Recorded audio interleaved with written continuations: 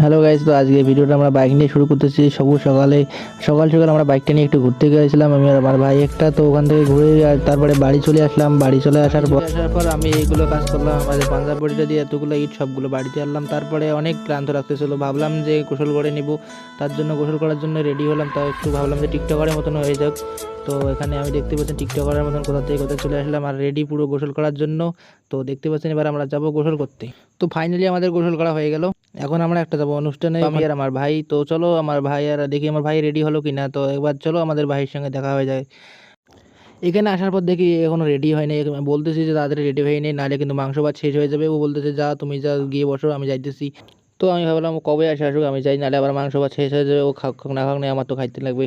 Finally কিন্তু এখানে আমরা চলে এসেছি, এখানে আমরা বসে আছি। আর এখানে দেখো অনেকগুলো লোক বা খাওয়া দাওয়া হয়ে গেল, ওরা পরিষ্কার করতেছে আর এখন আমরা খাবো। আর এই ভাইটা অনেকক্ষণ থেকে বসে আছে, ওকে খাওয়ার কেউ দেয় না।